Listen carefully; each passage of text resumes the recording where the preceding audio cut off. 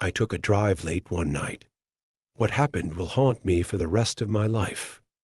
Oh, before I forget, man, I was wondering if you could help me with something. The cashier, an acne-riddled kid who looked to be in his late teens or early 20s, looked up from shoving the bag of potato chips, 2 sodas, and a pack of Lucky Strikes into a plastic bag. For a moment, he just stood there, seemingly frozen in mid-action. Then he finally answered, "Yeah, what's up, man?" I let out a barely perceptible sigh. I'd been half afraid that I would be told to take a long walk off a short pier, to put it politely. Feeling relieved, I reached into my back pocket for what was there. You see, I seem to have, well, sort of gotten lost out here. I decided to take a late-night drive and ended up getting turned around on all these 2-lane back roads. He unfolded the map and set it on the counter so he and I could both see it before continuing. So, I was hoping you could point out on here roughly where we are. And more importantly, the way to get back to the main road. There was another long stretch of silence, and then the kid began to laugh, softly at first, and then louder. "Dude, a paper map?" He managed out between wheezes. "Are you for real? What year do you think this is? 1993. For my part, I simply let out a resigned sigh. I'd had a bad feeling I would be getting this sort of reaction from someone his age, and it looked like I'd been proven correct. Can't say I didn't see it coming. He wiped tears from the corners of his eyes and looked at me. "Seriously, bro, don't you have GPS in your car or something?" he asked. Immediately, I hooked a thumb over my shoulder, pointing out the glass entry door at the beige sedan sitting at the gas pumps. "Not in a Honda Accord from 1979, I replied simply. As he looked behind me out the door, I could see he wanted to make another quip, probably something about how I should buy a newer car or something. Thankfully, though, he kept it to himself. Instead, he leaned over the map and, still chuckling softly to himself, began looking at it. A few moments later, he snapped his fingers. "Ha! I still got it," he said proudly, then pushed his finger down near the middle of the map and looked up at me. "We're right about here, roughly 6 or 7 miles outside Placer." I leaned over the counter to see as he drew his finger away. "Here," he nodded, and I pulled a pen out of my pocket, circling the area as a reminder once I left, then examined the map further. "Okay, so it seems I could take more than a few roads to get back to Interstate 5, right?" The kid nodded again, clearly already bored with the unusual interaction by the slightly annoyed look which had begun to cross his face. "Sure," he said simply, then placed my bagged items on top of the map. "That'll be $14.5 for this, and $28.5 for the gas." I reached into my pocket and pulled my wallet out, withdrawing 3 20s and handing them to him. The register let out its trademark ding as it shot open, and he placed the bills in it before pulling out and handing me my change. Placing it and my wallet back into my pocket, I picked up the bag and folded the map back up. "Thanks for the help," I said as I turned to head out the door. "Yeah, no problem," I heard him mutter at me as I crossed to the front door and pushed it open. A small bell hung from the inside handle jangled as I stepped outside and let the door swing shut behind me. The sounds of the refrigerators humming and the fluorescent lights softly buzzing was replaced by those of a summertime forest at night. Crickets and cicadas buzzed loudly in the grass around the store, almost overwhelming the buzzing sound of the lights over the pumps. The sound of an owl hooting loudly echoed through the trees, followed by the loud call of what had to be an elk. I inhaled the clean air before heading down the steps for my car. Pulling open the driver's door, I took one last look around before dropping into the driver's seat. "So, did you find out where we are?" asked a voice from the passenger seat. For a split second, A wave of confusion and panic swept over me, and I spun in my seat. It was immediately replaced by a wave of embarrassment, amplified as my friend began to let out a deep laugh. "Dude, were you in there that long that you forgot I was out here waiting for you?" Not wanting to admit I had done just that, I shook my head. "Nah, bro, not that. Just dealing with the kid and there was a major headache." He nodded sympathetically. Craig was one of my close friends. Ever since we'd met each other, we'd immediately clicked and had stuck with each other from that point on. And one thing we both loved to do was take late-night drives to nowhere, simply driving around with no destination in mind, listening to the radio and occasionally sharing a joint one of us would buy. This is the first time we've ever gotten lost, though. I reached into the bag, pulling out the bottle of Mr. Pibb and handing it to him. "Here," I said simply, before pulling the Lucky Strikes out and chucking the rest into the back seat. Pulling the key from my pocket, I slid it into the ignition and turned it, the car's buzzer sounding as the dash lights came on. A moment later, the inline four quietly rumbled to life with its traditional burble. Tearing open the packaging, I pulled a cigarette from the pack and stuck it into the corner of my mouth before reaching to push in the car's cigarette lighter. As I did, I shot a glance back towards the store and froze. A small shiver shot down my spine as I realized the kid was standing at the door and staring out at us. What the actual hell? Craig caught my gaze and turned to look himself. "Dude, what the hell is his problem?"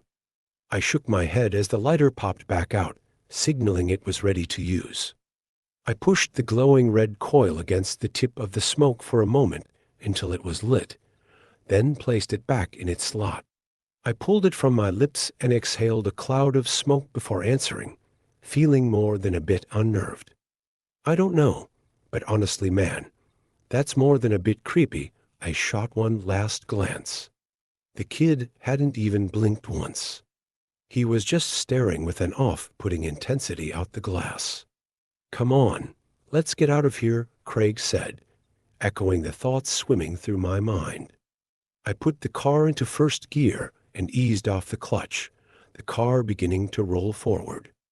Out of the corner of my eye, I saw him turn and shoot the bird at the kid as we slid out from under the lights into the dark. "Prick," I heard him mumble. I turned the car left and began heading back the way we came. Well, the good thing is, yeah, I did find out where we are. I pulled the map from my pocket and handed it to my friend. I heard him fumbling for a moment, and then a small flashlight clicked on as he aimed it at the map. "Dude, how did we make it almost as far east as Placer?" he asked with a slightly astonished tone. "Longer drive than normal, I guess," I answered, rolling down my window to flick the ashes from my smokeout. I shot a glance at the analog clock on the dashboard. 2:45 it read. I let out a small sigh. Great, Vanessa is likely worrying up a storm about us right now. Me especially. Ever since we'd started dating 5 years ago, my girlfriend had always been rather apprehensive about my habit of taking long, late-night drives when I couldn't sleep. She always feared I'd get into an accident, either with another car, wrap my Honda around a tree, or hit an animal. Most of the time, I'd come home to find her sitting up waiting for me, worry clearly etched into her beautiful sapphire eyes. I bit my lip slightly. "Hey, you think I should text Vanessa and let her know we're okay?" I asked Craig. I heard him let out a snort. "Honestly, bro? No, I know the woman loves you to death, and I'm happy she cares so much, but she's got to learn you know what you're doing. Plus, you two need your space. It's not healthy how much time you two spend together." I flicked the remnants of the cigarette out the window and let out a snort of my own. "It's called being in love, dude. You should try it sometime," I joked, causing him to let out a laugh. "No, thanks. I enjoy being single too much." Shaking my head, I stared out the windshield as the headlights guided our way. I felt a slight sense of unease creep up on me as I watched the two-lane road stretch out before us, the moon in the sky almost completely blocked by the trees over our heads. I hadn't seen another car on the road for 2 hours at least. Well, what did you expect, Derek? You drove into the boonies. There's only ghost towns out here. Why don't you try driving all the way to Idaho next time? Shaking my thoughts away, I fumbled in the center console for a moment before pulling out a mixtape. A bit of music would help me feel better. I pushed it into the car's cassette player and hit play. A moment later, the pounding bass and synths of Dance with the Dead's That House began blasting from the speakers. Craig let out a whoop of excitement. Dude, yes. That's the kind of tunes we need for a drive like this. He rolled down the passenger window, sticking his head out the window to whoop and holler into the night. I shook my head, unable to keep from grinning at his antics. Friggin' goofball. The playful mood helped settle my mind, and I felt myself relax into the seat, the tension flowing out of my body and out the window. For a few minutes, that's how things went. The road stretching out ahead of us, and then disappearing into the blackness behind us, the music blasting out from the radio, and the soft roar of the engine in the background.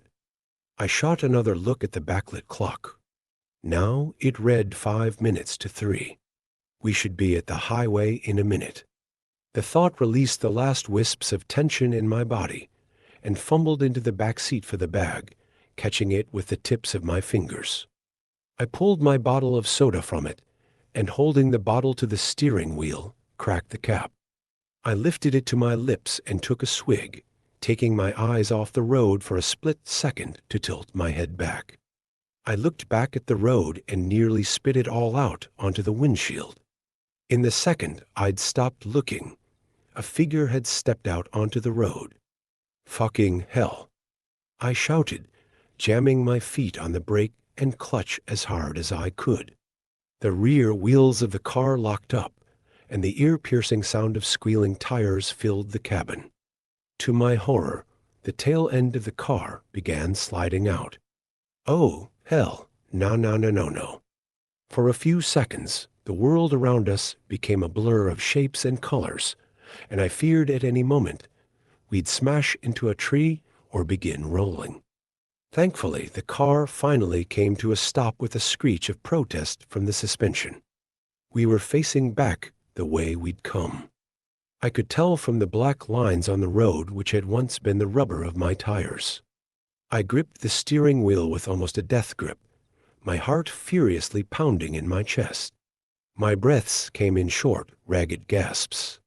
There was no movement in the car for a few seconds before Craig reached forward and snapped the music off.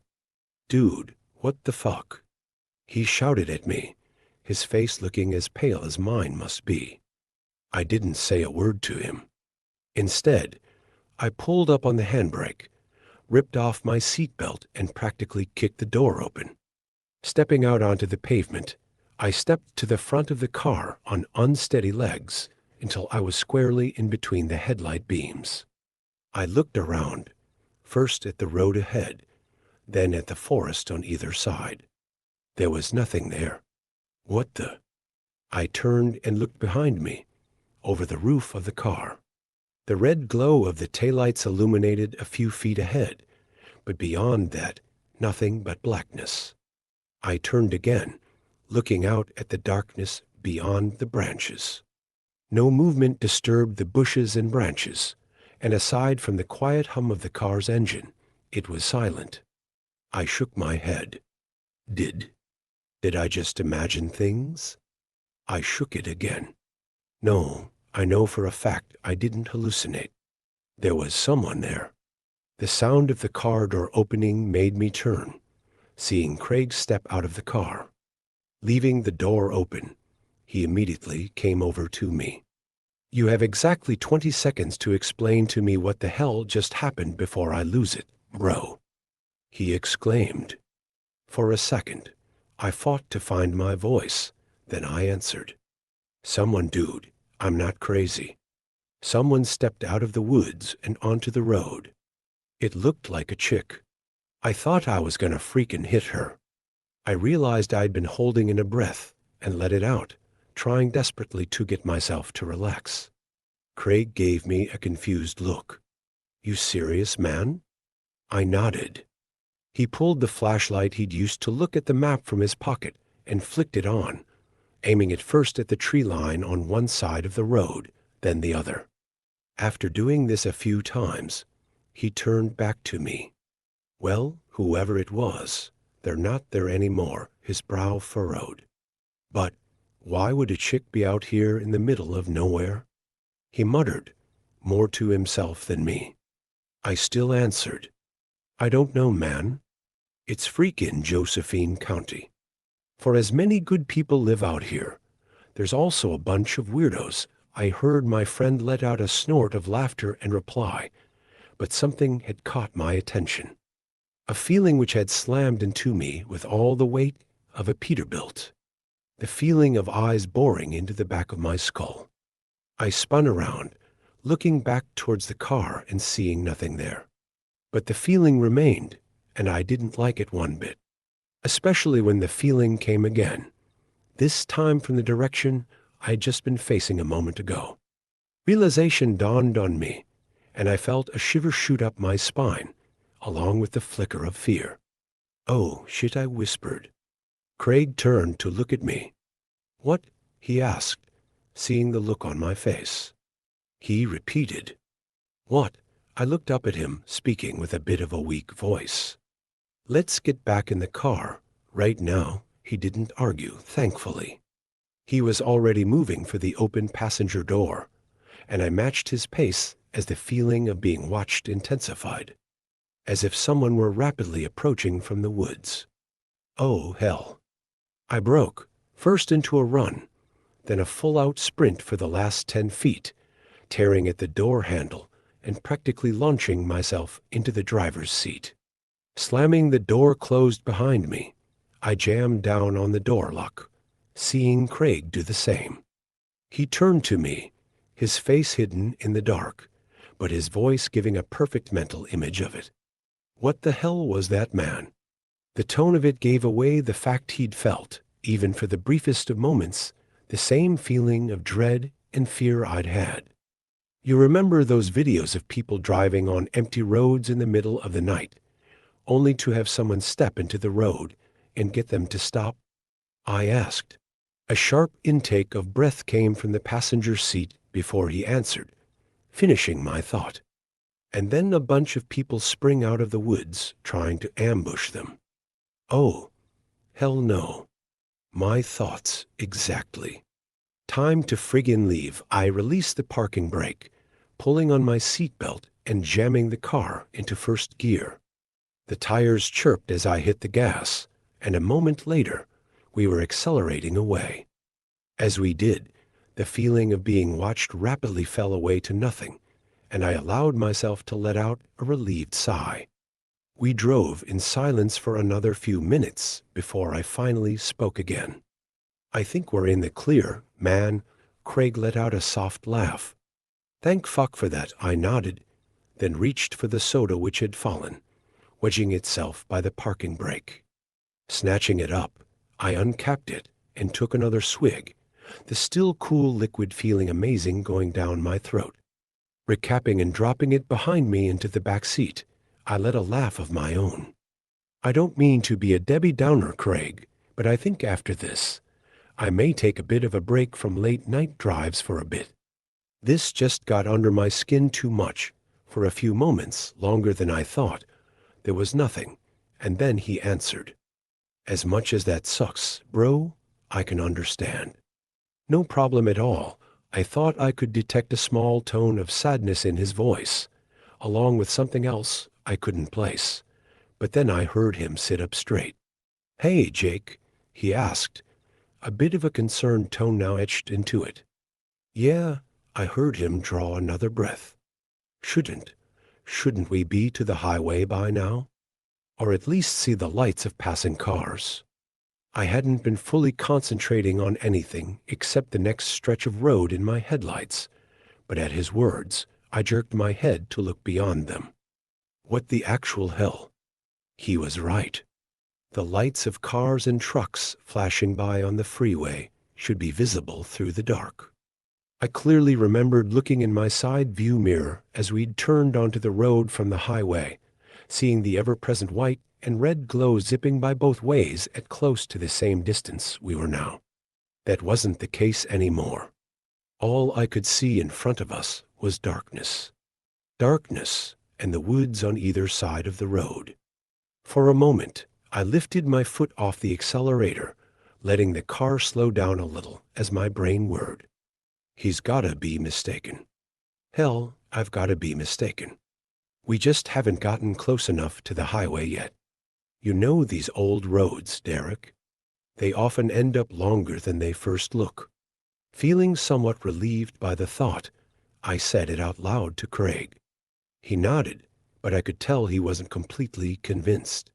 And for that matter, as much as I repeated it mentally to myself, I couldn't completely convince myself either.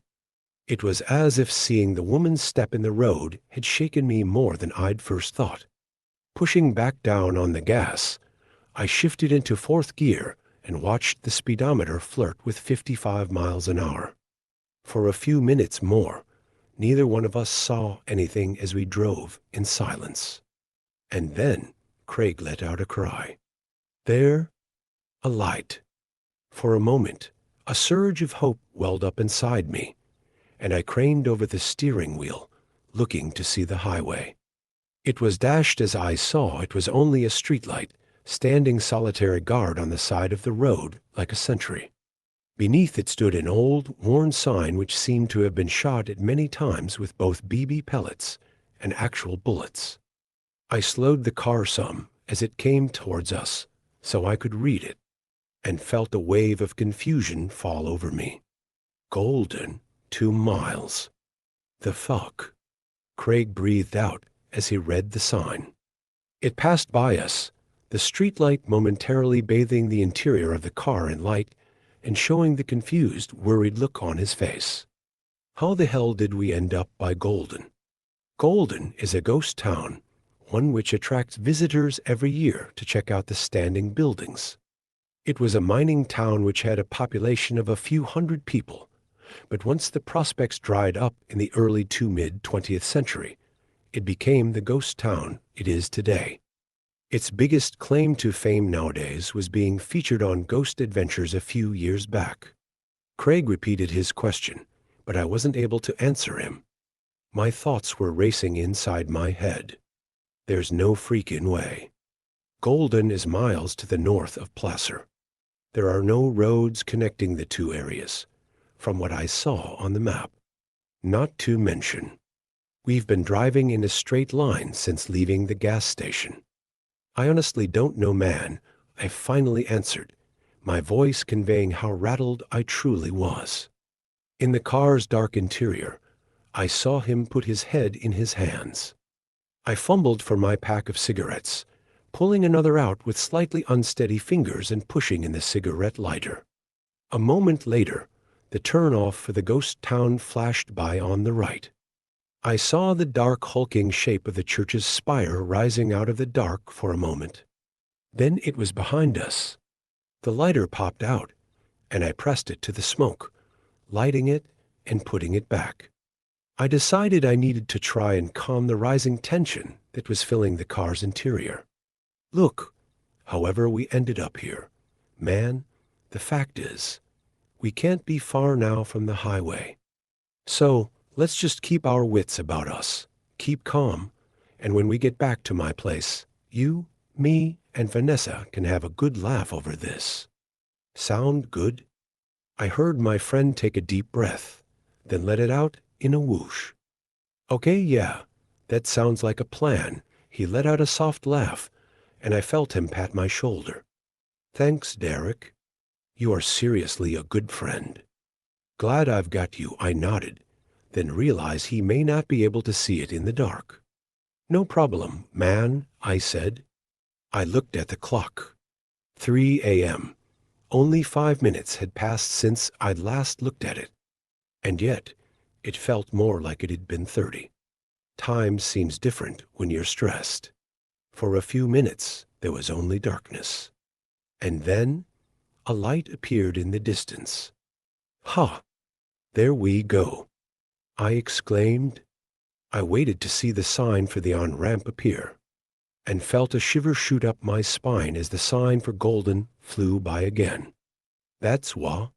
Craig didn't say anything, but I felt him stiffen in the passenger seat, showing he'd seen it as well.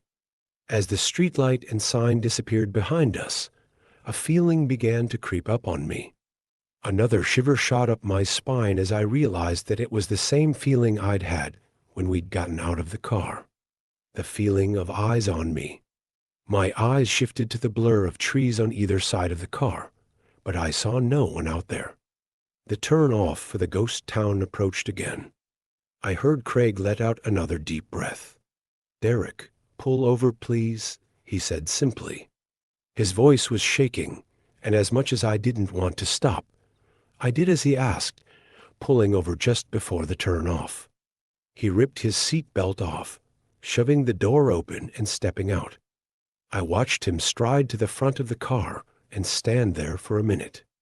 He seemed to start shaking a bit, and I realized just how much this was getting to him. I unbuckled my seatbelt and reached for the door handle when I glanced at the clock, and froze. The clock was still showing 3 a.m. The hands hadn't moved at all.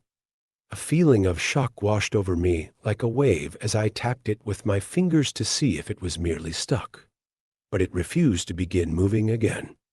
"Okay, what the actual fuck is going on?" I whispered to myself. I reached into my pocket, fishing out my phone and turning on the screen. Like the clock, it too showed the time as 3 a.m. The feeling of being watched began to intensify, and I glanced at Craig standing in the dark before looking down, beginning to type a text out to Vanessa. "Hey, babby girl. Just wanted to let you know that Craig and I are okay. We're trying to get back to the highway, but have gotten a bit turned around out here.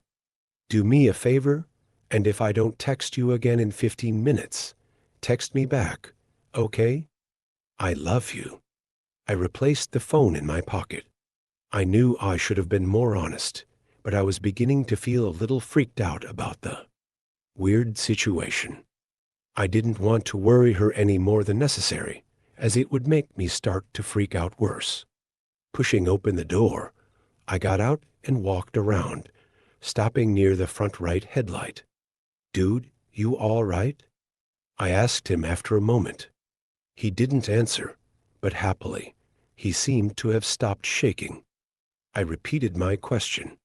When he didn't answer my second and third calls, I began to feel a new sensation creep up on me.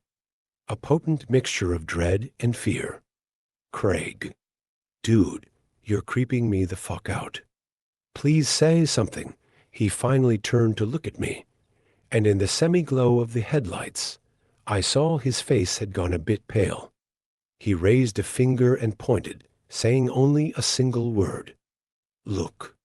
My eyes followed where he had gestured, and I began to feel like someone had dumped a bucket of ice water over my head. The cigarette dangling from my lips fell from my mouth to the ground. Standing about 50 feet away, just inside the tree line, was a figure. It was drenched in gloom, but with a gasp, I realized it was the same woman who'd nearly caused me to wreck. "Oh, fuck me sideways, man." I swallowed, finding my voice. We should get back in the car, Craig." He nodded almost immediately. "I think you might be right," he answered, his voice wavering. Not taking our eyes off the figure, we slowly backed up until we reached our respective doors and climbed in. I didn't even bother pulling my seat belt on. I just jammed the gear shifter into first and floored it. Dirt and gravel kicked out behind us, and the car shot forward onto the road. This time, I didn't let up on the gas.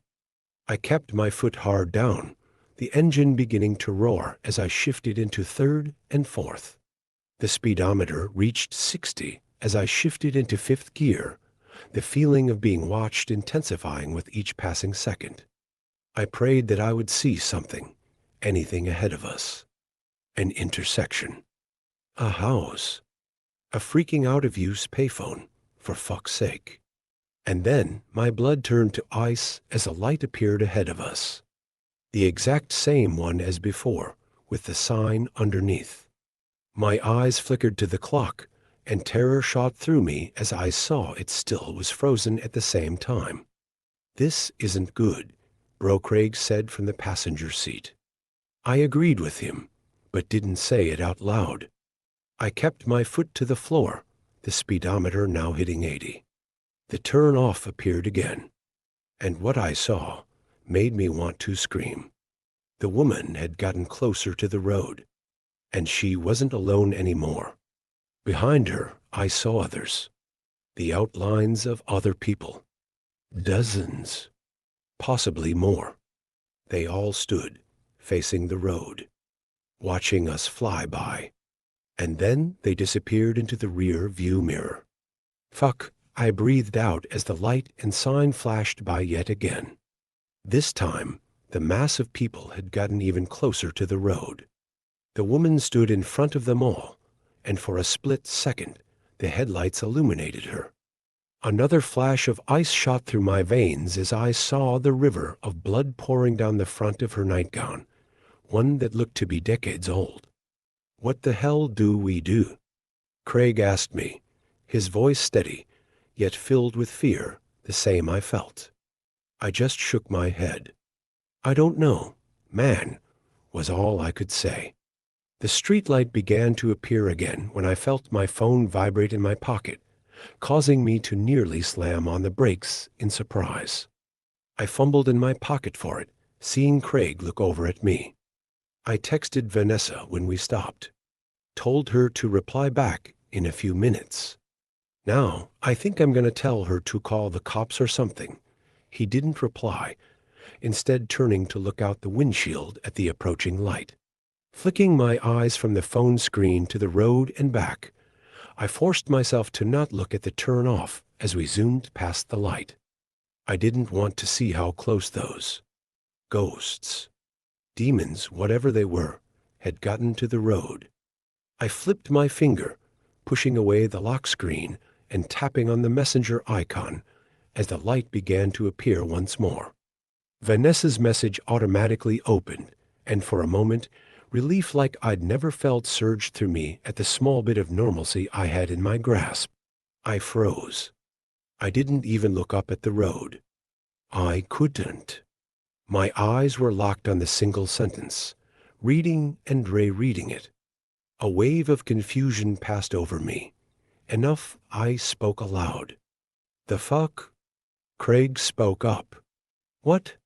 What did she say?" I didn't answer him. My mind was racing at 1,000,000 miles an hour, trying to understand. But it was like I was hitting a mental wall.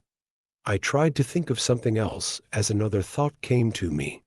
But again, the same block was coming to me. As it did, a new wave of fear began to rise up in me. One for an entirely new reason than the terrifying loop flying by outside.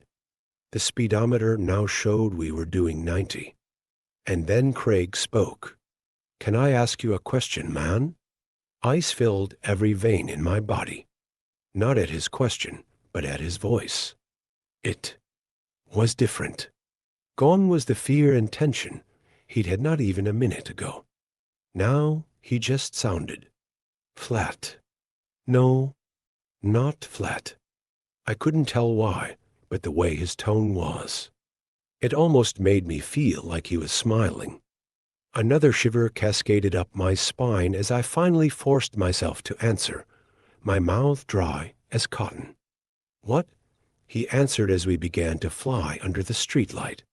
"Are you scared?" For whatever reason, the question made me turn to look at him, just as the light whizzed over us. For a split second, the car's interior became illuminated again. My eyes locked with his. The light flew by. The turn-off appeared again, and for a moment, my eyes flicked up to see that the woman was right next to the road, bathed completely in the headlights. I finally caught a glimpse of her face. And then I was screaming, my fingers tearing at the door handle as the car swerved to the right. I saw a tree flying towards the windshield. I didn't think. I just forced the door open and leapt out. The ground rapidly flew up to meet me. Darkness. I woke up in a hospital room, a bandage covering my head and one arm in a sling. My chest felt like it was on fire as well. The first thing I saw was Vanessa, who, upon seeing me wake up, burst into tears and wrapped her arm around me. A few moments later, the doctor came in. He told me that I was a lucky man. Apparently, I'd gotten away with only a gash in my head requiring staples, severely bruised ribs, and a broken arm. Shocking for having dove out of a car at what appeared to be tremendous speed, he said, raising an eyebrow. Then he told me the police wanted to speak to me. He showed them in, and 2 officers entered, asking me many questions. I told them exactly what had happened. Well, except for 2 small details anyways. They appeared to take my account seriously and promised to look into it. "We've had some reports similar to yours, sir," one of them answered tentatively. Then they told me how I'd been found.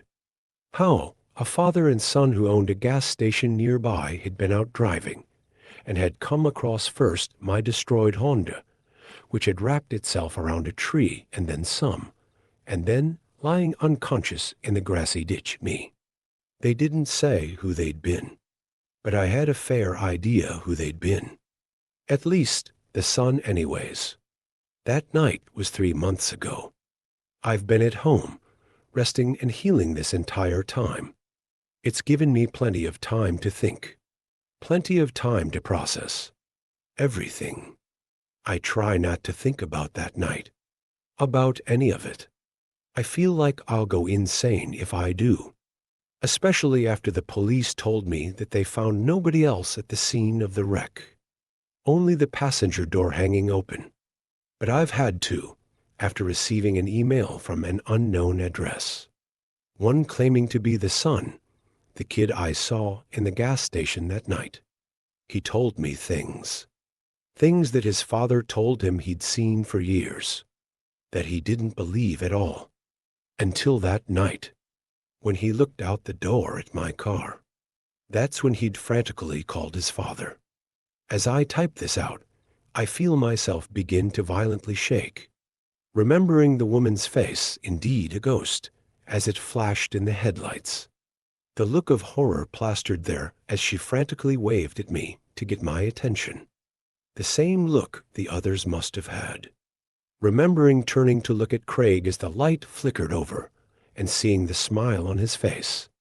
A smile wider than any human being's could possibly be, filled with shark-like teeth as black eyes stared hungrily at me. The same shark-like smile the kid told me he'd been flashed as I'd pulled away. But mostly, I remember the single line of text Vanessa sent me. What caused me to rack my brain, trying frantically to recall my friendship with the figure sitting opposite me, and horror filling me as I realized I couldn't think of one single memory. What will keep me from ever taking late-night drives again? The 3 words that will remain burned into my memory forever. Darling. Who's Craig?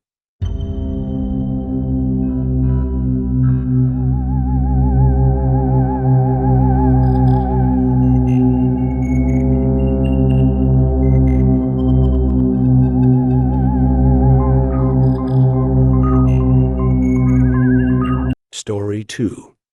I'm a police officer in a small town. I'm starting to forget one of my most distressing calls. The call rang in at 7:42. I had just begun the day's closing operations, silently thanking God for another day of lackluster work. It's not every day that there's a missing child or a murdered spouse, and to be quite frank, I like to keep it that way. Most days, like today, were calls of wrong numbers or the occasional missing dog. Today, Paul Jordan's boy, Kieran, called to tell us his cat ran from home. When we arrived, a very apologetic Paul and tearful Kieran informed us the cat had simply passed away the night before. As such, on a day like today, you don't expect the phone to change your life. I placed the cell to my ear and was greeted by an unfamiliar voice. "Hello," it stated, barely audible. "Sheriff's office. What can I do for you?" I responded, placing a cigarette into my mouth. "Oh, I called the right number." The woman on the other end sounded 20 at the oldest. Her breath shook heavily, as though she had just run a mile and a half in the dead of winter. I could hardly make out her words behind the heavy pattering of rain. She sounded quite surprised to get a hold of me, and I was quite surprised I didn't know who she was. Lawrence had a population of 1,200, and I'd spoken to just about all of them. "I suppose you did. What kind of work do you folks do?" I paused, trying to remember if I truly had answered the phone the way I did. I suppose she took my silence as a confirmation of what she suspected, as she continued. "I'm the new caretaker for Mr. and Mrs. Mulligan. You know, Tom and Esther. Right, right. Sorry. Mrs. Mulligan is in some sort of bad way, and we need her examined." I glance at the clock. 7:45. "Ma'am, I think you should call a doctor then." "Lorraine is. I've already called Dr. Willows." She cut me off. "She won't go back." This statement gave me pause. Dr. Lorraine Willows was a great friend of the Mulligans, being that she was the only medical doctor in town. She likely knew more folks than I did. I knew that if Esther was in bad sorts, she'd want to help in any way possible. "Right," I said finally. "What's happening?" "I'm not sure how to describe it. Mrs. Mulligan, she won't die." I paused again, unsure if I had heard her correctly. I had thought perhaps that this young woman had signed up to be a caretaker for one, not two. Maybe she didn't want to care for Esther and had slipped in her words. "Well, that's wonderful." I chuckled slightly. "I assure you it's not, sir. Please, you need to come as quickly as you can." The phone call was disconnected before I could respond. I figured, with hesitation, that even if I didn't go on the business of the call, a wellness check was clearly in order. I called over my partner, John Lewis, and told him to put on his coat. "Where are we off to?" "My shift is over in 10, John whined. "Mine too," I sighed. "We're going to the Mulligans. Why's that?" he questioned, seeming less concerned with his punch cards. "Wellness check," I said, opening the front door of the sheriff's office. "Their new caretaker is," John probed. "She's all worried about Esther." I decided not to mention the fact that this new maid, whatever her name, was seen suspiciously infatuated with the death of an old woman. John had grown up in this town, unlike me, and was surely even more concerned about the Mulligans than I was. As we arrived at the old home, it was in a horrible state of disrepair. The driveway was cracked and laden with all sorts of odd materials. Fire axes, a disconnected garden hose, an open bear trap, and more lay haphazardly around the front yard. One of the downstairs windows was busted, covered by a blue tarp from the outside. The walkway to the front steps had been flooded by the heavy downpour that was still raging violently, and we couldn't see any lights on in the house. Whoever this caretaker was, she wasn't very good at her job. "Christ," John bellowed, taking me out of my trance. "Put it down, Thomas." I swung my head in the direction he was yelling. Outside, in the pouring rain, stood Thomas Mulligan. He was sitting half upright against a tree with a shotgun in his hands, pointed directly at John and I. "Mr. Mulligan!" I too shouted. We're here to check on Esther. We don't want your help, creeper. He yelled, pointed the shotgun dead at me. Or are you either Fatso? I glanced over at John, who seemed both upset that he wasn't recognized and that his childhood neighbor just insulted him. I placed my hands out and motioned for Thomas to put down the shotgun that was now pointed back at John. Mr. Mulligan, I'm Officer Grayson, I said slowly and firmly. And this is Officer Lewis. You know me, Thomas. It's me, John, my partner interjected, his voice quaking. At that, Mr. Mulligan lowered his shotgun, and the three of us let out a simultaneous sigh of relief. We approached the tree Mr. Mulligan was leaning against, and he raised his shotgun once more. No, please, Mr. Mulligan yelled, more fearful than agitated now. You don't want to. You. Mr. Mulligan's voice was cut off by the sound of the front door to the house swinging open with a loud crash.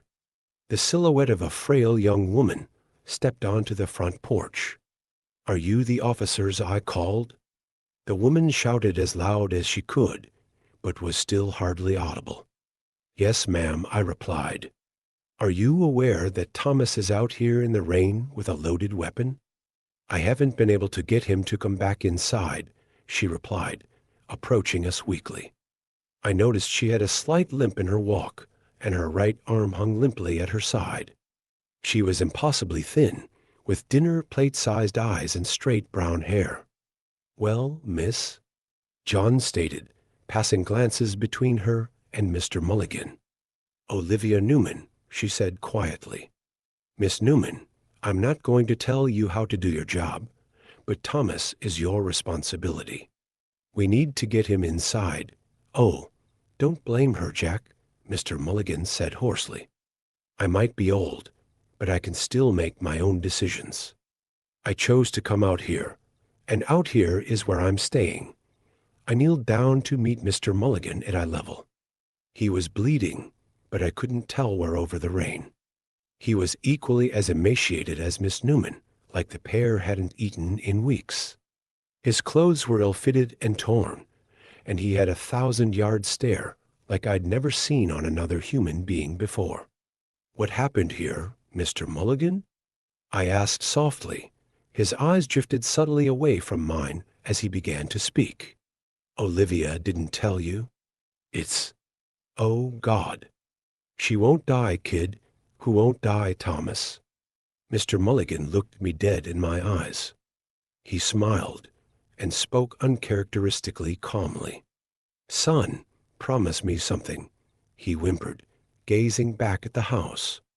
If you send her to hell, tell her I said I was sorry the Lord couldn't take her where I'm going.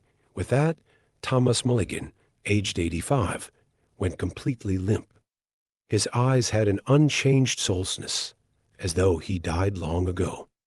His smile faded, and the shotgun fell onto the driveway with a loud clatter. I stood up solemnly. Miss Newman began to scream, and John had the same exact stare Mr. Mulligan had just given me. I'm real sorry, John, I said, placing a hand on his shoulder. You've seen enough for tonight. Go home and hug your dad, man. John shrugged my hand off his shoulder. Someone has to call in the body, he said. I didn't argue with him, as I still had to tend to Miss Newman and locate Mrs. Mulligan. I hung my head, sighed, and turned to Miss Newman. She was gently shaking Mr. Mulligan's body and sobbing uncontrollably. I placed my hand on her shoulder and gave her the warmest look I could muster at that moment. Olivia, I said, we should probably go check on Esther. Olivia said nothing. She turned back to Mr. Mulligan's body and did not move. I stood with her a moment, then headed toward the front door. I still had a job to do. The inside of the house was even more disgusting than the outside. Piles of dirtied clothes, spilled pill bottles, and rotting food covered the living room. The main stairs were missing half of the steps, and the banister was splintered in several directions. I held my breath as I carefully ascended the stairs, fearing more with each step that I would fall through them entirely. The upstairs was equally as unpleasant. Peeling wallpaper and black mold all over the walls. The carpet was stained and matted, and a dog food bowl labeled Pommy was overflowing with canned meat. At the far end of the hall laid a single, strangely pristine bedroom door. A sense of dread hit me instantly as I approached the door. I suddenly became quite aware that I was alone, that there was nobody else on the way. I knew I was about to see either an emaciated old woman who I knew personally, or a dead body. I knew that there was by way anyone would hear me scream over the rain and thunder outside. I knew that if Olivia made her way back inside, she would find me too. I knew John would have to go looking for me if I didn't come back. "Mrs. Mulligan?" I shouted. Nobody answered. "Esther? This is Officer Sam Grayson. I'm with the police. Is everything all right?" There was still no response. "Esther, I'm gonna come in, okay?" I twisted the doorknob hesitantly and pushed it open. As soon as I did, a small Yorkshire Terrier bolted out of the room. I watched him run down the stairs and out of the house, like he hadn't left that room his whole life. He was well-groomed, fit, and generally looked more cared for than either of the human residents I had met. Inside the room, there was a single wooden chair on its side directly in the middle. An empty noose hung from the ceiling. As I shone my flashlight on the room, I realized it was completely tidy. There was no indication it had been connected to the rest of the house, as it lay empty. There was a small vase with healthy flowers in it. The bed was made and tucked, and the television was softly broadcasting the news. Oh my! Hello, officer. I swung around as quickly as I could. Behind me, in the doorway, stood Esther Mulligan. She was as I remembered her. Short, well-fed, and with a sweet glow about her. She gave me a comforting smile and walked past me with a large basket of dirty, mildewy clothes. "I heard about my dear Thomas," she said, almost giggling. "Shame he didn't come back in the house." She began folding the clothes and did not look at me. She either didn't notice or didn't care that the clothes were completely unsalvageable. "You did, though, didn't you?" She smiled, gesturing for me to sit next to her on the edge of the bed. I approached slowly, picking up the turned-over chair in the middle of the room. "Oh, that was a fun one," she said cheerfully, pointing at the noose. "Tried to hang myself. Doesn't feel nearly as uncomfortable as you'd think with the right kind of rope naturally." I cautiously sat down beside her and opened my mouth to speak. Nothing came out. "You know," she said, "I heard little Jack was an officer now. Is he downstairs?" No, ma'am," I managed to squeak out. "Oh, well, beggars can't be choosers, can they?" She placed a wrinkly, shaking hand on my thigh. "Olivia wasn't my first choice either, mind you. We've gone through a lot of caretakers these past few months. You, though." Esther looked me up and down and pointed toward my gun holster. "I won't say we haven't tried it," she remarked, "but would you humor me?" I placed my hand on my gun, having every intention of it staying holstered. I shook my head slowly, unsure if words would come out if I tried. "Ah, well," Esther said sadly, "I'd say you were free to leave, but Thomas and Olivia didn't fare so well, did they?" She stood up slowly and motioned for me to follow her. Against my better judgment, I kept a reasonable distance and followed her. She led me carefully around piles of food, trash, and laundry until we landed at the front door. "Quickly now, before it closes again," she remarked, stepping outside of the house. As soon as I joined her back onto the front porch, the door slammed closed on its own. Outside lay the bodies of Thomas Mulligan, Olivia Newman, and that little dog. The dog was now as unkempt and skinny as the other two corpses, like it had rotted away as soon as it crossed the threshold of the front door. John was noticeably absent. The car was still there, but had nobody inside of it. Little time to waste, Esther said, stepping over the little Yorkie. She stood in the middle of the driveway and held her arms out to her sides. Try to see if you can do what they couldn't, Officer Grayson. I had no idea what she meant by that. My focus was clear on the bodies outside. When did Olivia pass? How did the dog die? What the hell was going on? Where the hell was John? I'm not sure how to describe what happened next. One moment, I was focused solely on the bodies of a deceased, and the next, I had my gun in my hands and a bullet in the old woman. It was as if she had completely removed my free will, like she wanted her ending to go exactly as she planned, and didn't want me mulling it over too long. Esther laid on the grass, emaciated and unwashed, with a bullet in her head. Just as I had started to approach her, I felt a sharp pain in my left shoulder. I grabbed my shoulder and fell to the ground. As soon as I hit the floor, the rain had stopped. I was bleeding heavily, and John was standing over me. The bodies of the Mulligans laid across the yard. Fully healthy, fully washed, fully lifelike. John was screaming at me, but I couldn't figure out what he was trying to tell me. Something about whether I had gone insane, what the hell I was thinking, why the hell I would harm that old woman. I tried to tell him she wanted me to, that I had no choice, but he wouldn't listen to me. Just as he was getting ready to put me into custody, the house began to shake. The entire building creaked and whined for 30 seconds. Then, as quickly as it started, it stopped. The building was back to normal, as though nobody had ever been inside of it. One by one, the Mulligans began to sit up, brush off their clothes, and head back inside. "Thanks for trying, officers," Olivia said sadly. "We'll probably see you again in a few weeks." Mrs. Mulligan can't help it, and with that, she closed the front door and locked it. John quit the force about a week after that call. They never did call again, at least not that I was ever made aware of. As far as I knew, life went back to normal for everyone but John and I. We agreed it would be best to not mention to anyone what happened. We didn't want anyone to go through what we had.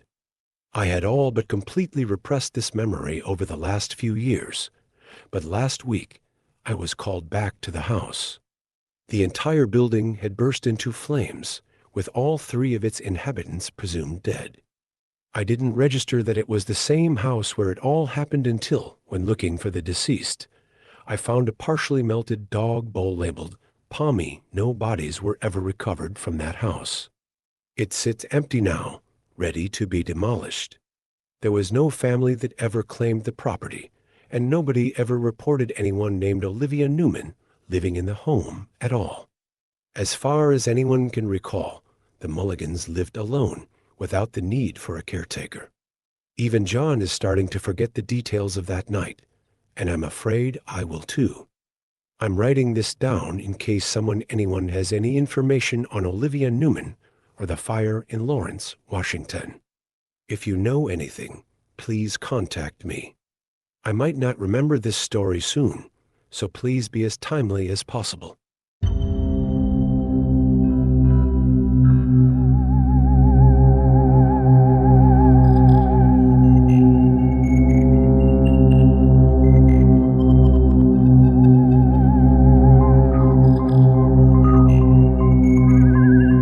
Story 3. Stay in your vehicle. Back in April of 2013, I went through something that I haven't been able to talk about. I was paid a significant amount of money to stay quiet in return for signing a 10-year agreement to shut the hell up. Now that the time is up, I've considered my options. I could just let this go and never speak of it again. I won't gain anything from speaking out, and I got a lot to lose. But then again, this is just an anonymous post online. Words have less meaning that way. West Virginia. It was hotter than usual, without a whiff of wind. I was coming home from a visit to my aunt. She'd broken her leg and couldn't leave her house. I was making my way back home, taking the I-64 out of Lewisburg. It started with the radio. It was playing that one Macklemore song I'd heard 100 times over. The sound was cutting in and out in a quick staccato, then disappeared completely. I could hear cars honking up front as a line began to form. There was a sway in the trees, as if greater and greater pressure was being put on them.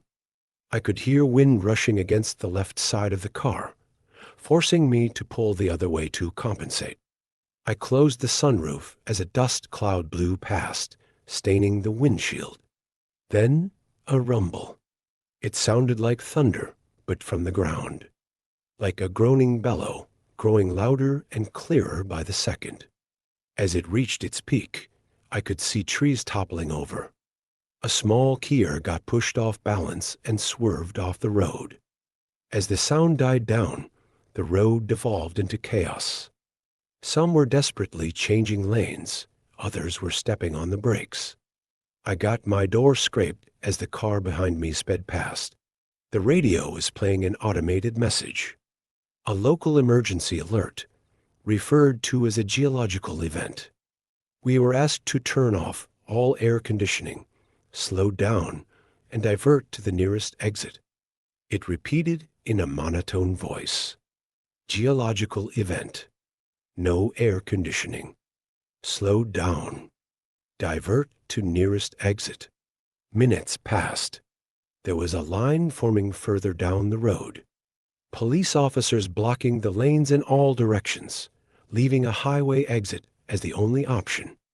Some folks were trying to push past the barricades but were forced back at gunpoint. I could see officers wearing gas masks and riot shields. We were waved in. I followed the exit and got directed to the right. There was an open field that was used as a sort of impromptu parking lot. Cars were being waved in and parked in a way that boxed us in, leaving no room for us to open our doors in either direction, unless we got parked at the edge. 4 lines of cars with about 10-15 vehicles per line. Surplus vehicles were directed further down the road. The place was packed. I got stuck in the second row, about 6 cars in. Pretty much everyone around me were on their phones. I didn't have anyone to call, but there seemed to be an issue getting a signal through. The radio was still repeating the emergency message. Voices were getting louder. A man 2 cars to my left leaned out of a gap in the door, screaming at the officers to answer his question. They responded immediately with a warning shot straight into the air. "Stay in your vehicle," they screamed. "Lock your doors." I'm not telling you again. A couple of folks were filming, but there seemed to be trouble uploading. We were losing bandwidth. It didn't take long until phone signals were completely blocked. I think a video or 2 of that officer firing into the air made it online. They were patrolling back and forth. We were told to stay in our vehicles. Windows up, doors closed and locked, engines off. I could hear people talking in the other cars. Someone said there'd been a natural gas leak from the geological event and that combustible engines could spark an explosion. Others were talking about a terrorist attack. There were no answers, and the officers weren't eager to talk. After about an hour, things were getting ugly. People were hungry, thirsty, and restless. One officer stepped up on the front cars, handing out water bottles, crackers, and processed cheese slices. He had to step from one car to another, denting the hoods with his steel-tipped shoes. They were also handing out thick black plastic hygiene bags for people who needed to relieve themselves. Use M, seal M, drop M out the door. Then lock up and wait. I'd crawled into the back seat, pulled down my cap, and tried to relax. I'd been playing some games on my phone, but the battery was running low. I wanted to save some, so I settled for having a nap instead. The sweat was stinging my eyes, not because of how warm it was, but because of how nervous I was. No matter what I did, I felt trapped, and the car felt smaller and smaller. I couldn't get out if I wanted to, and it physically hurt me to think about how little control I had. Is that what claustrophobia feels like? A couple of officers were discussing something by the front line. One of them had a white cotton glove on, which he used to wipe off the hood of one of the front cars. The glove was taken off and put into a bag, which in turn was sealed with a hot air gun. I was getting the impression that our cars had been covered in something. I wasn't the only one considering it. There were two college kids in the car to my left, and they were discussing it too. Anthrax, one of them said. Gotta be. Nah, gold dust, the other chuckled. They don't want to share, you know what? The first groaned. I honest to God hope you're right. You're not, but I hope you are. Fuck you.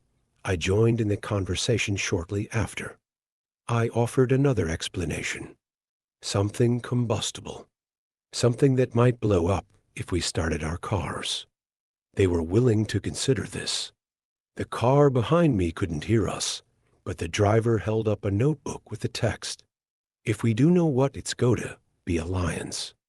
I couldn't tell if they were serious, but they weren't laughing about it. A man in his 50s and what looked like his daughter. There were a couple of other folks in the other cars. A man in a black shirt, sort of looked like a preacher without a collar. Two middle-aged women with a kid in the back seat. A fat man blaring Johnny Cash from his stereo. A couple with a teenage son who couldn't stop drumming on the windows. We'd been stuck for about maybe 2.5 hours, when a truck rolled in. One of those with a large water tank. It was unmarked. Looked civilian. As it rolled in, they were calling out on the megaphone. We'll be hosing your vehicles down, they said. Keep everything locked and closed. Then we'll be covering your vehicle with protective plastic while we wait for it to dry. After that, we'll start letting you go in an orderly manner. I repeat, most of us were relieved. It was only a matter of time now. It was getting dark. They were getting up on the cars, hosing them down thoroughly. It smelled of chlorine, so maybe they'd mixed something into the water. As they came to my car, they stepped up on it and double-checked the sunroof, making sure it was locked and secured. They sprayed the car down, bathing it in chemical stink, the kind that gets stuck to the back of your throat. It took a long time for them to finish, at least an hour or two. After that, they were rolling out a kind of plastic cover at the short side of the lot, the kind you use to protect pools or rain covers for football fields. They used 2 squad cars to slowly drape the thing over the entire lot, securing the edges with large rocks. Please stay calm. They called out as the plastic crawled over us. I know this is uncomfortable, but this is for your own safety. Once the cleaning is done, you will be free to go. Stay inside your vehicle at all times. I repeat, I did as I was told. I stayed inside, and I watched that plastic cover sweep over me. It felt like getting buried alive. All lights went out, leaving me in complete darkness, accompanied only by the vague disembodied voices of the others. The college kids were talking about where they were going to go after this. Someone was honking, not sure if it was to show support or discontent. Someone else was cheering. I took my last swig of water, washing down my final plain cracker. I got back in the driver's seat. I could hear as they finished moving the plastic cover and parking their squad vehicles. I waited patiently, figuring it'd be maybe another hour or so. They hadn't really given us a timeline, but I could breathe a little easier. Sort of. I was going back and forth between feeling empowered with my hands on the wheel and feeling like I was stuck in a metal coffin. It was so dark, and everything smelt of plastic and chemicals, like a car wash stuck in time. As the excitement died down, I paid more attention to the background sounds. I tried to filter out the various discussions from the nearby cars, and somewhere in the distance, I heard raised voices. It wasn't coming from the cars, but the officers. Whatever they were talking about, it was a heated discussion. An hour came and went, and people were getting impatient. More cars were honking. Others were yelling, demanding answers. I couldn't get my leg to stop shaking. The more I thought about getting out of there, the smaller the car felt. I was hyper-focusing on things I couldn't control. I was a little thirsty, and I was out of water. I needed to use the bathroom. I wanted to stretch my legs and go for a walk. I wanted to breathe fresh air and get that awful chemical taste out of my mouth. I heard cars starting, accelerating. The truck was moving somewhere off to the side. "We need you to stay in your vehicle." A voice screamed over the megaphone. "Do not leave for any reason. Stay in your vehicle." Cars speeding off. Not many, but a couple. Then quiet. The officers left us there. Everyone was quiet. A couple of folks had opened up their phones, using them as flashlights to look from car to car. Looking out at the sea of vehicles, all of us trapped under the dark cover, I could see a handful of lights cut off by sharp silhouettes. I couldn't make out who was who in the dark. It was all just people. Anonymous. I heard a gasp somewhere in the back. There was a metallic clunk, like when the officers climbed atop our cars to get us our water. There was a careful cheer as some folks figured they were taking off the plastic cover. But that wasn't it. Instead, there were more footsteps. The cheers slowly died down as more and more footsteps pattered across our cars. I stopped counting after a dozen. The silhouettes in the other cars were still. We all held our breaths, waiting for an answer to show itself. What the hell was going on? What was that sound? Somewhere off to my right, I heard a voice. "Who's up there?" It sounded like an older man. I'd seen a pickup truck that way earlier. Almost as a response, the footsteps stopped. There was a faint clicking sound, like someone snapping their tongue against the roof of their mouth. Click, click. And from further away, a click in response. From somewhere to my left, another couple clicks. Then a cascade of clicks. Dozens. Maybe hundreds. There was an awful metallic noise coming from my right, then breaking glass.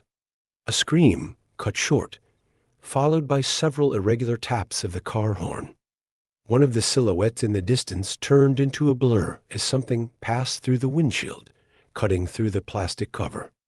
Somewhere in the front row, the roof of a car was cut wide open. Someone was pulled up out of their seat. 2 cars back from where I was, there was more glass breaking. It sounded like a wild animal got in. I could see a weak hint of red spattered against the passenger side windows. I wasn't getting any air. I could feel my heart beating through my chest as my arms started shaking. My hands were cramped around the steering wheel, and I felt sweat dripping down my shoulders. I couldn't control it. I didn't even see what was going on, but these sounds, these screams, they awakened something primal. This was danger. A threat. My body knew long before I did. The college kids in the other car were ducking down. One of them waved a hand at me, as if telling me to get down. I nodded. I scrambled into the back seat. I couldn't see where I was putting my hands or my feet. Everything is different in the dark. As I tumbled my way over, my foot accidentally tapped the car horn. It was a quick tap, a fraction of a second. But to me, it was the loudest sound in the world.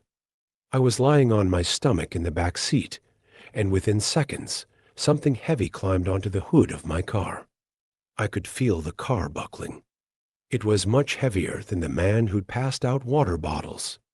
I held my hands in front of my mouth to stop the panting, but I just ended up snorting up sweat instead. My nose stung as I bit my tongue, listening to every metallic groan as whatever was outside moved and shifted. Click, click, and from behind my car, a click in response. There were no lights being held up anymore.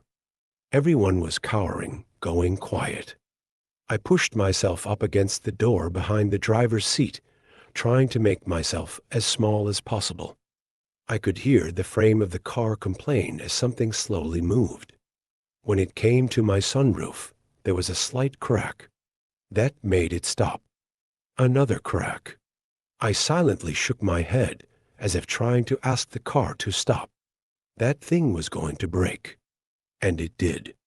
My legs were showered with glass as a big blob of plastic cover dipped into my car. Something big came tumbling into the front seat, still covered in protective plastic.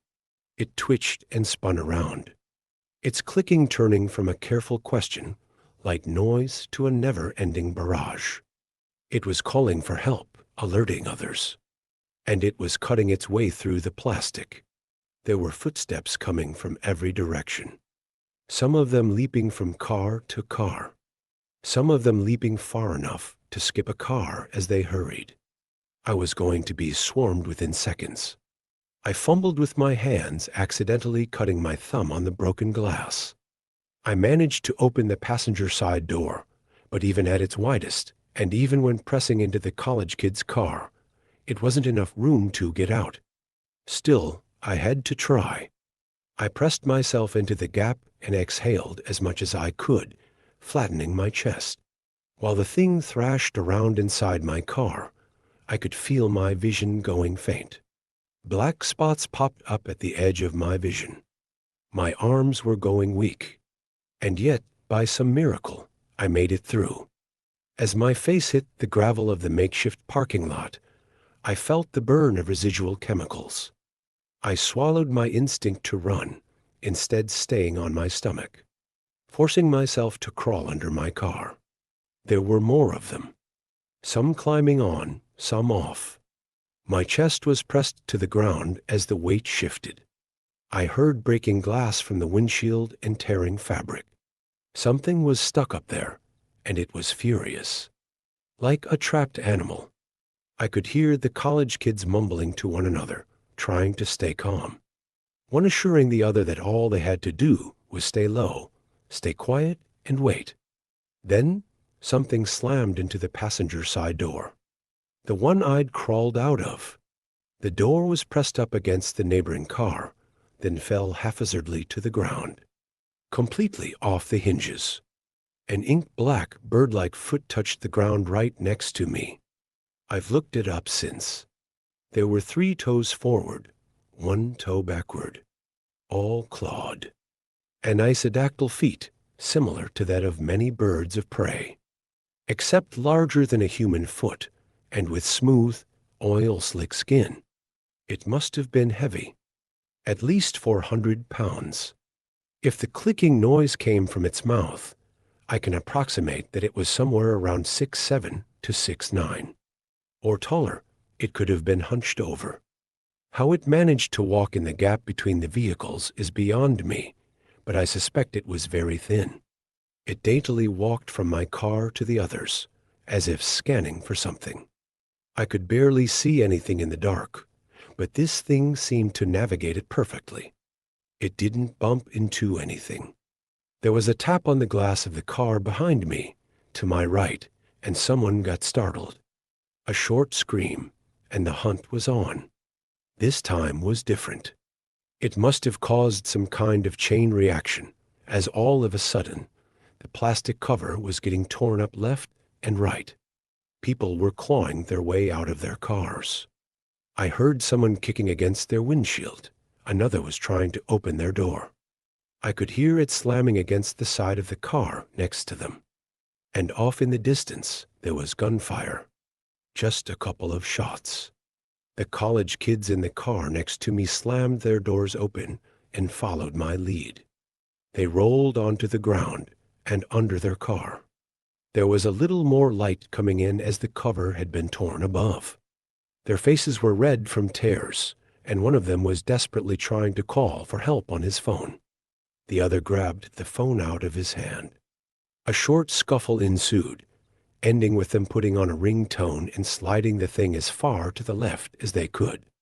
Whatever car that phone landed under was demolished. Every window broken. Every passenger gone. I could hear the grinding as a seat was ripped in two and thrown away. In a matter of seconds, an entire vehicle was torn to pieces as a dozen of those things swarmed it. "Shut up," one of the college kids repeated. "Shut up, shut up, shut up." Something reached under my car. It scraped against the sole of my shoe, tearing a hole all the way to my big toe. I hurried forward, scurrying like a lizard. The college kids noticed and followed suit. I don't think they thought about it too much. It was just movement, and they went for it. I made it 2 cars down before I got stuck. There was something dark in the way, and I couldn't get around it without exposing myself. I couldn't see what it was, but it didn't take long for me to figure it out. There was a meaty crunch, as if someone was biting chunks out a piece of meat. It was struggling to get through the fabric of their clothes, making a snapping noise as threads gave way. A pool of blood rolled under the car, staining the tip of my fingers. It was still warm. One of those things were eating a victim. I hunkered down, trying to remember to breathe. And I stayed there, waiting for a chance. Any chance. I must have stayed there for at least an hour, hearing every bite, every crack of bone and snap of sinew, satisfied clicking noises. As it finished its meal, it wandered off, dragging the remains along. They were moving forward.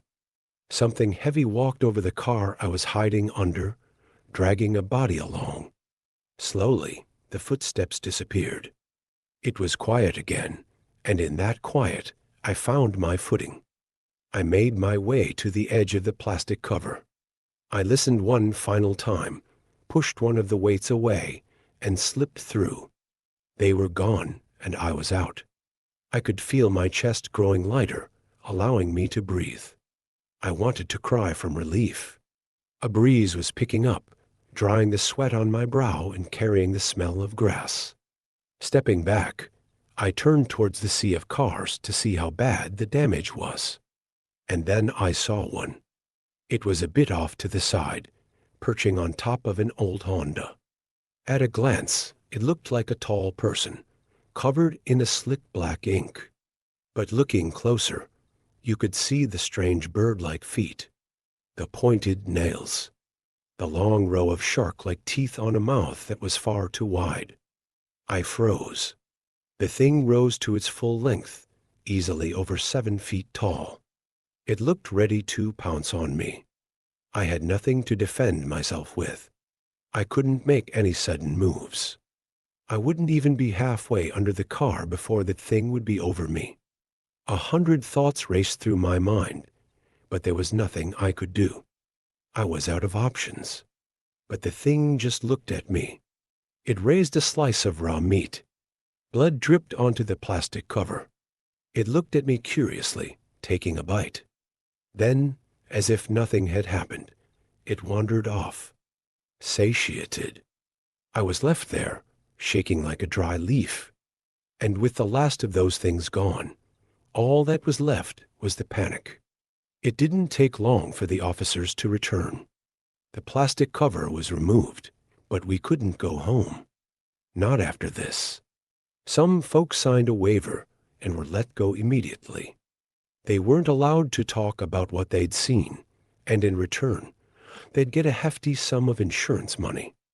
Others demanded answers and were taken into custody for obstruction of justice. A few others still were too panicked to make any kind of sense and had to be checked out by medical personnel. A total of 14 people died. It was described by a combination of causes: a traffic pileup, carbon monoxide poisoning, animal attack, I think there was something about an escaped convict, too. Excuses all over the place, and the times were all wrong. Spread out through a couple of days to more smoothly blend into accident statistics. And if you wanted to go home and get your insurance money, you had to sign a non-disclosure. I did too. I know the college kids did as well. Goddamn miracle they made it out, but I saw them. 34 cars had to be towed. 18 people wounded, 6 seriously so. 4 people lost at least one limb. One guy had an arm ripped off halfway up his collarbone. I dunno how he survived. Most people never saw those things up close. They just remember the screams and the breaking glass. Sometimes at night, that's all I hear too.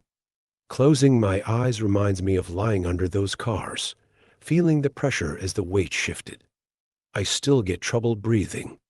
I think a part of me is still stuck there. It stayed in my vehicle.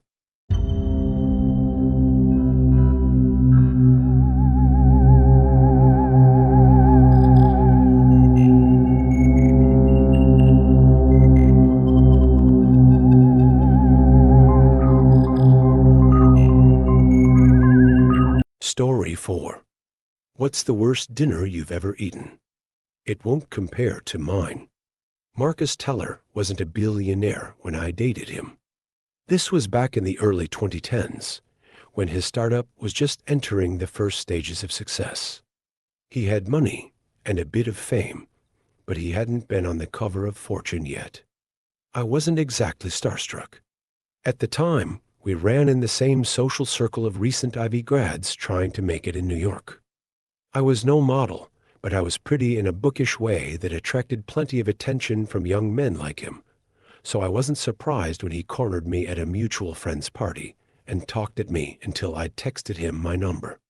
Marcus was tall, pudgy even back then in his early 20s, full of confidence and bluster that seemed to mask a deep insecurity. Within 5 minutes of talking with me, he'd mentioned that his sister had clerked for a Supreme Court justice and that his father had 10 senators' cell numbers in his phone.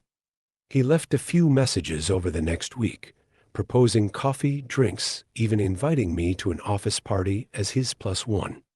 I politely declined each invitation, citing a busy work schedule at the publishing house where I interned, which wasn't entirely false. For a few weeks, his messages stopped. I found myself regretting the way I dismissed him. He was good-looking enough, clearly bright. You could already tell he'd be someone important, even if he was aggressive. When my phone beeped early one Saturday morning, I was a bit surprised. Marcus, been over in Davos for a bit. Mind-blowing conversations. Anyway, back now, and I used some connections to get a reservation at Mickey's tonight at 7. I'm sure you've heard of it. My treat. Of course, I'd heard of Mickey's. It wasn't a restaurant exactly. The people who ran it called it an ephemeral culinary event space. It showed up for a night at a time in various spots around the city. Reservations could only be had for people in the know, and it cost 5 figures just to get in the door. The menu was prix, wine included with each course. I held the text up for my roommate, Raina, to read. Holy fuck, Cassie, do it. I shouldn't have been surprised at her reaction. She'd once dated a guy mostly because he was an engineer at Ticketmaster and could get us free concert tickets. If I go, he's going to have certain expectations, I said, waffling in my own mind. I wasn't repulsed or attracted by Marcus. Not yet, at least. I didn't know quite how to feel about him. Guys will get expectations because they bought you Taco Bell.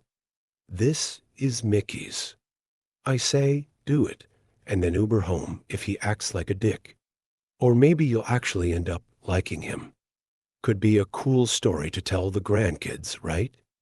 I tried to remember all of the rumors I'd heard about Mickey's. One girl claimed a friend of a friend had seen them kill and butcher a live cow in the middle of the event space before serving steak tartare. Another said she'd been served a bottle of wine recovered from a sunken Spanish galleon.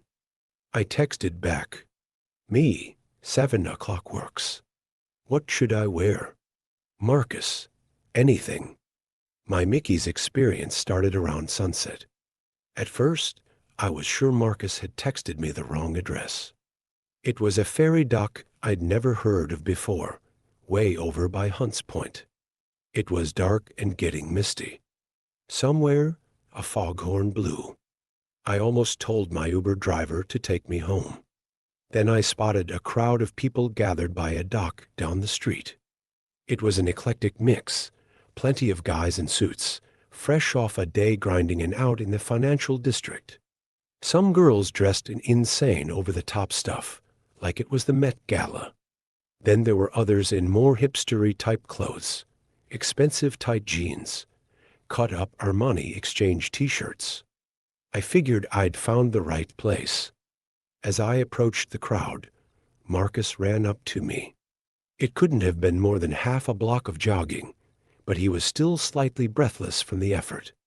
"Wow," he said. "Wow," I looked down. Since he'd offered no instructions, I'd gone with a little black dress I'd plucked off the rack at Nordstrom's for a few formal events my senior year of college, and accessorized with a bit of silver jewelry and matching flats. "Thanks," I said, still waffling between flattered and icked out. Marcus was dressed in a white button-down shirt with a blue blazer and khakis as if it were still summer. It wasn't totally out of place, but it betrayed a certain obliviousness. Maybe that was part of his charm. He offered me his arm and I took it. We walked back toward the crowd, a subtle blend of expensive colognes and perfumes wafting around us as we joined them. Then, almost out of nowhere, a ferry appeared through the mist. It might have been any normal boat, except that it had almost no lights on, like its operators were intentionally trying to stay hidden. In little time at all, the ferry had docked. A few men in tuxedos helped rope the ferry to the dock and then laid down a metal ramp. They didn't say a word, but the whole thing put me a little ill at ease. It took them a few tries to get the ropes right, in a way that made me think they hadn't done this many times before. Finally, we boarded, Marcus carefully holding on to me as we ascended the ramp to make sure I didn't take a spill into the East River. We stayed connected as we ascended a flight of rusty stairs, up to the main deck. Then Marcus reached forward, opening a rust-rimmed door that led to an enclosed sitting area. Suddenly, it was like we had stepped onto fucking Mars. Black cloth wrapped every wall and window. All around, tropical plants uplit at bizarre angles made the place feel like a jungle. Outside, the fall air had been crisp, almost cold. Here, it was muggy. Suddenly, all at once, boxes shaped like treasure chests opened, and a throng of butterflies emerged, fluttering all around us.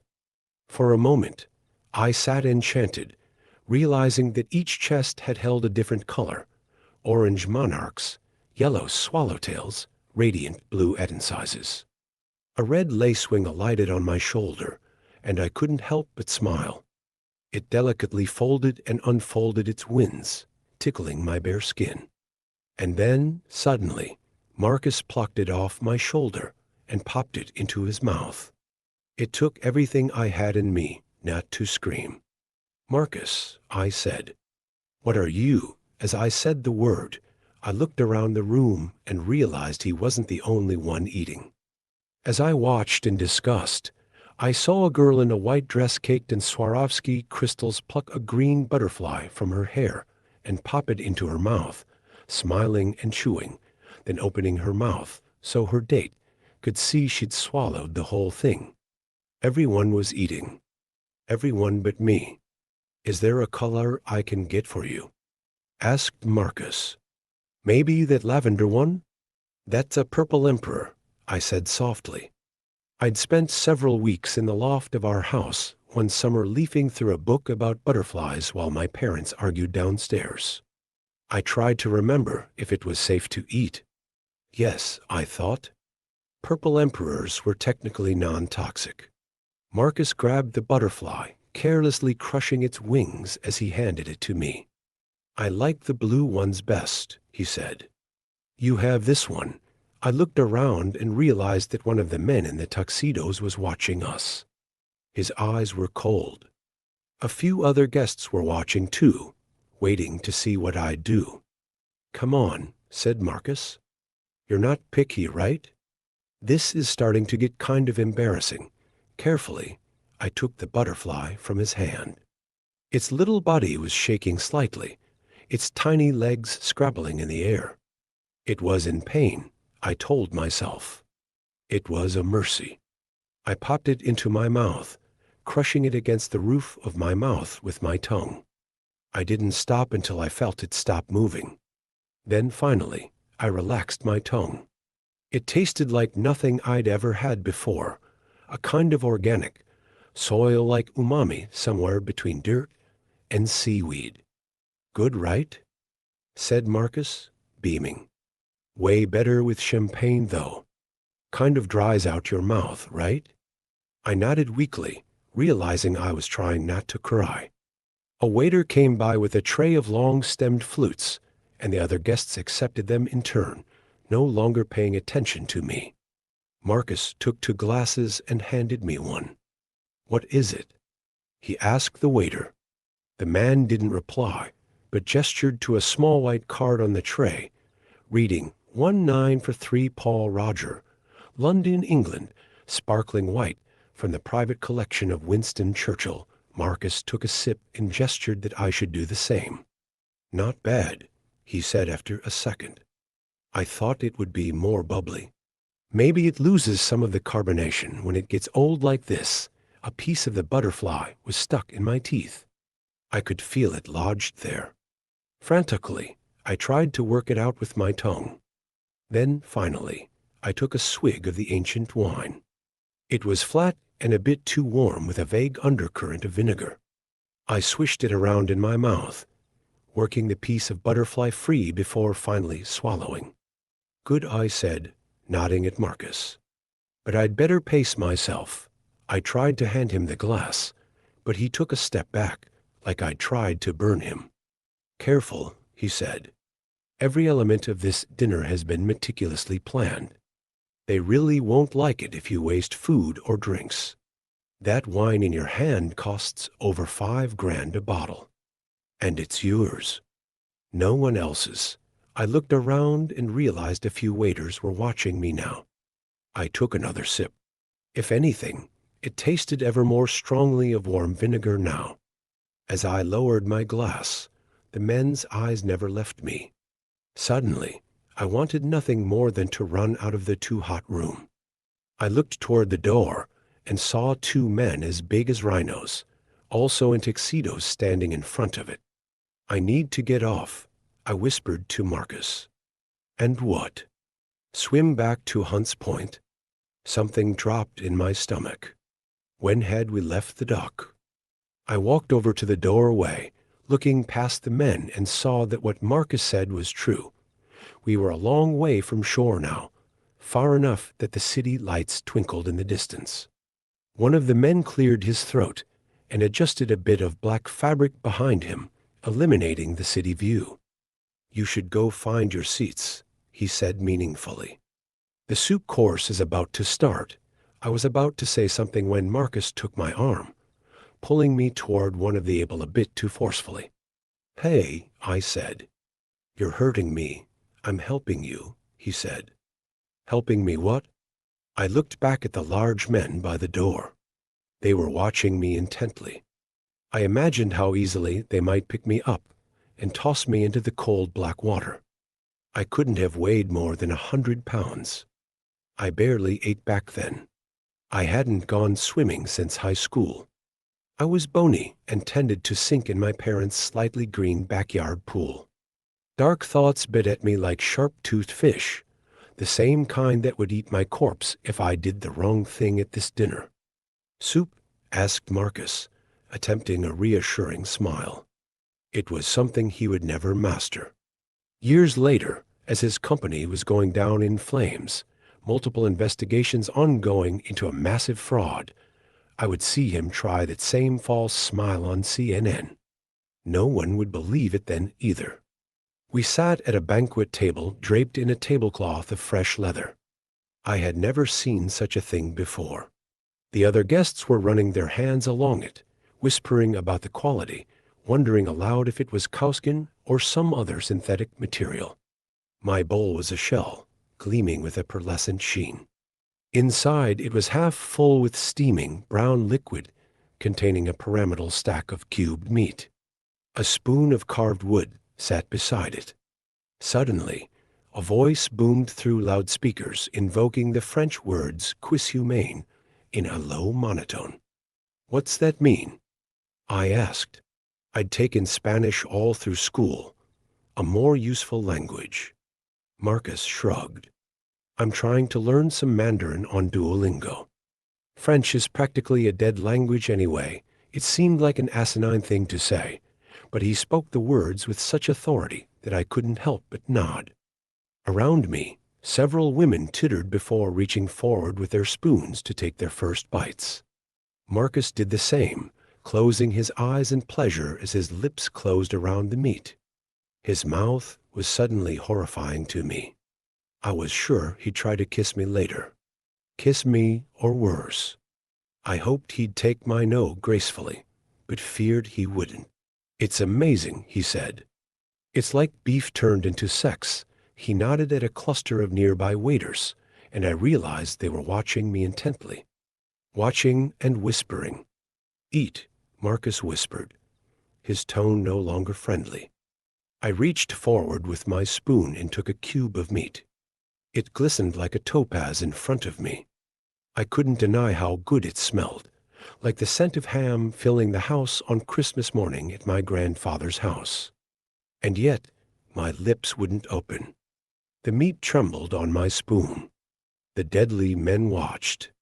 Marcus watched. I felt naked, burned by too many eyes. Down the table, a girl had already finished her meat and had picked up her shell, trying to drink the broth.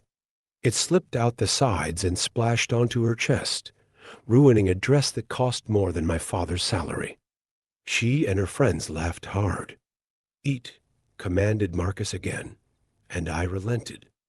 I opened my mouth and let the meat inside. There, it sat on my tongue, slowly melting like butter. It was the best thing I'd ever tasted, or would ever taste again. Marcus smiled.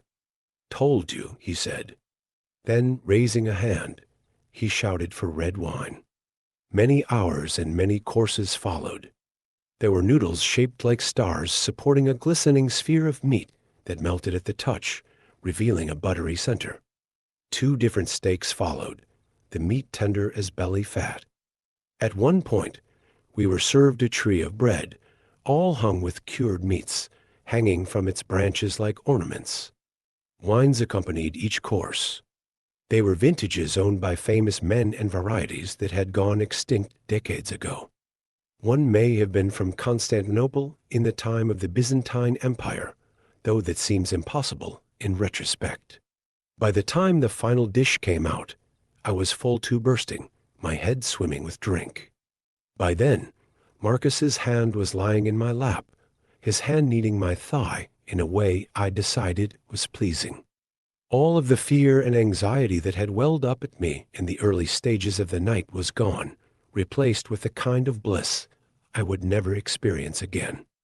I felt like I had come out of a dark cave after years of eating nothing but stale bread, only to find a vibrant forest of glistening fruits. My senses were on fire.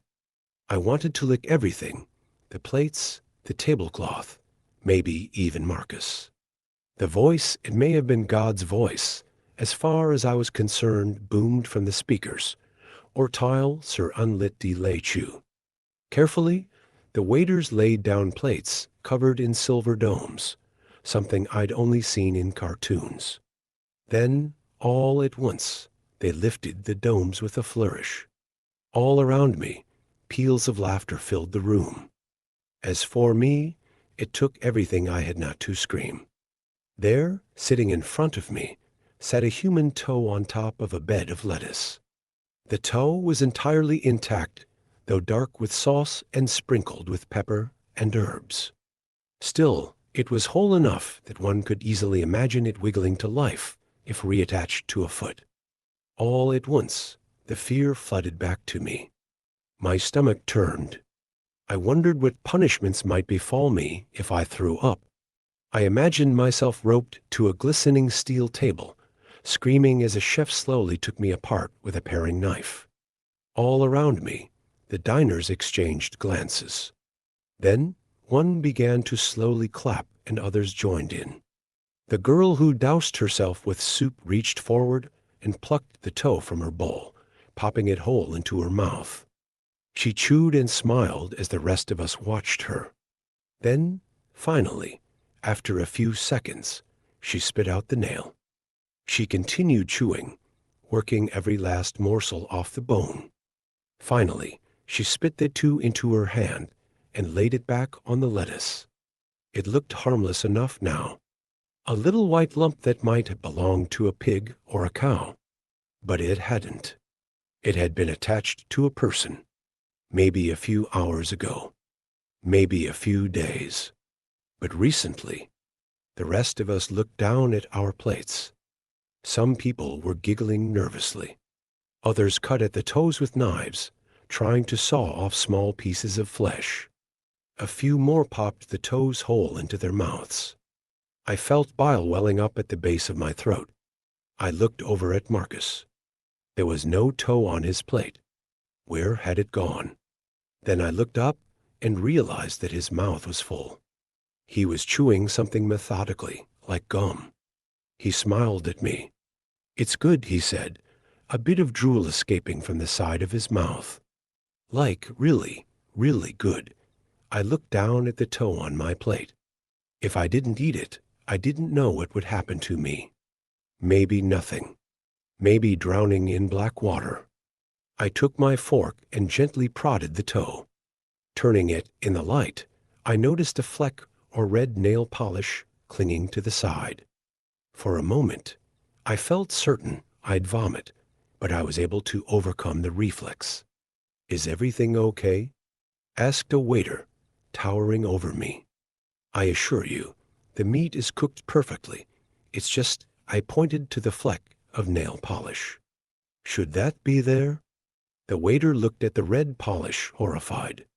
In an instant, he'd whisked my plate away, muttering apologies. I looked up and down the table. Half of the toes were gone now, the meat consumed, the bones littering the plates like soggy marshmallows. For a brief moment, I allowed myself to consider the possibility that I wouldn't have to eat one. Perhaps I would be spared, ushered along to dessert, my failure to cannibalize forgotten. And then the waiter returned, a fresh plate in hand. He laid it on the table in front of me. There stood the largest toe I'd seen in all my life. I imagined the man it must have come from, some kind of 7-foot giant, his basketball career now cut short. "Compliments of the chef," said the waiter, his smile a threat. It seemed impossible that I could consume such a thing. I doubted I could fit the whole thing in my mouth. Everyone else had finished their food by then and were watching me with eager anticipation. "People are watching," whispered Marcus, pointing out the obvious. "I want to go home," I said quietly. I'm not sure anyone heard. I imagined myself an hour in the future, puking my guts out in my apartment's small, clean bathroom. I wanted so much to skip every moment of my life until then. "I never should have invited you here," said Marcus quietly.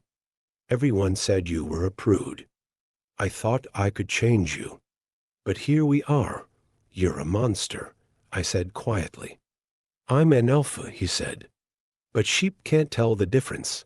My dish had nail polish on it," I said quietly. "It's ruined my evening." I looked meaningfully at the waiter. "Ruined?" The waiter recoiled slightly. It was the first time that evening I'd seen any of the staff on its heels. "I'm full," I said a little louder. And then, without another word, I picked up the toe and dropped it onto Marcus's plate. The waiter sneered, but he didn't shoot me, didn't stab me with a steak knife. Congratulations. You've embarrassed me, said Marcus. Great story for your grandkids. At least I'm not eating fucking human flesh, I said.